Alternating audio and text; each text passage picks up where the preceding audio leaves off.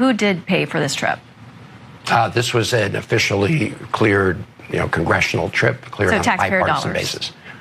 Yes, like every other trip. I think at some point, the president of El Salvador realized it was looking really bad to have this person who had been absconded from America, from the streets of Maryland, in one of their prisons. President Trump says that some of Abrego Garcia's tattoos signify that he's a member of MS-13. In 2019, police alleged a confidential informant claimed that Abrego Garcia was an active MS-13 member. His wife and his attorney deny that, of course. Can you say with absolute certainty that he is not, nor has he ever been a member of the MS-13 gang? And did you ask him point blank?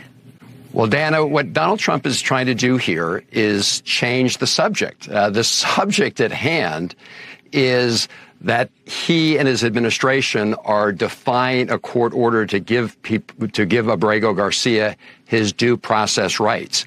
They are trying to litigate on social media what they should be doing in the courts. They need to put up or shut up in the courts. Yeah. I'm not going to get into the details because the whole purpose of our court system is for them to adjudicate these things, not for Donald Trump to go off on social media. Yeah, you're right. They have not, there hasn't been a court hearing for them to put forward evidence in the first place, which is your whole point.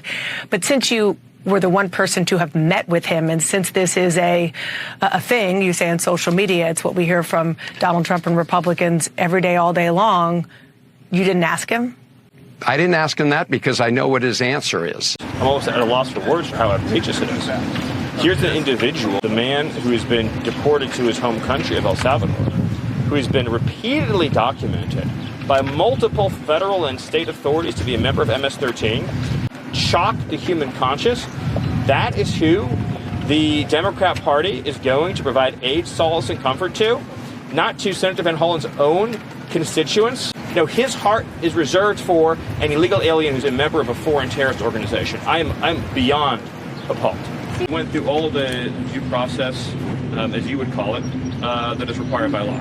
So, but I just want to, what I find so mystifying is that I've been talking to you all for a very long time. I legitimately, in my entire, going back years actually, in my entire professional life, I've never received this many questions from the media about an American by an illegal alien. Like, legitimately never.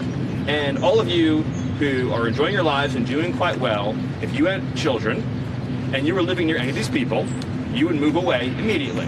You would call the police immediately. You would call us and ask us to make you and your family safer immediately. Whether illegal aliens that we all agree are illegal aliens should get 1 million days in court and 1 million trials and 1 million this and 1 million that.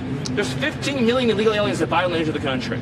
If every one of them got the trial that you're asking for, it would take us centuries to remove them. Centuries. We've been talking about this in 300-400 years.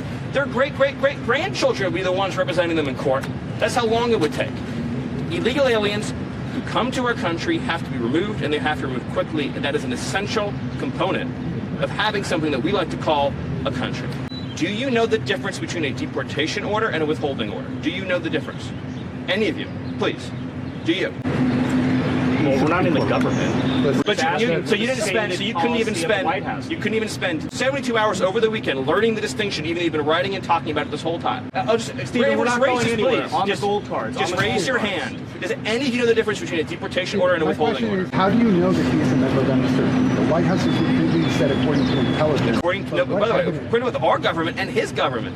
In other words, his government has confirmed with their own intelligence that he's a member of MS-13. First of all, do you dispute that he's an illegal alien? No. Okay. Do you dispute that as an illegal alien, we have the right to deport him? He went through the legal process. So what I'm getting from this conversation, which is educational for me, is that not one person in the media knows the difference between a deportation order and a withholding order. Is that a fair statement? You're learning about this all for the first time right now? I guess so. Okay. So the deportation order means the judge has said he must be deported from the country. He has no right to remain here any longer. He must be removed from the country. So his only options are to be deported to his home country or another country. That's it. There's no other option. He doesn't get to stay here. He doesn't get to live here. He has no future here. He has no right to be here. He's an illegal alien. So when you keep saying return, because you've been spun up by the open borders advocates, you all seem to be operating under the illusion that he would be able to come to the United States and just continue to live here illegally. That's not an option available to him. His only choices in life are to live in El Salvador or to live in another country. That's it. There's no other option, legally or otherwise, because he came to our country illegally. Do you understand that?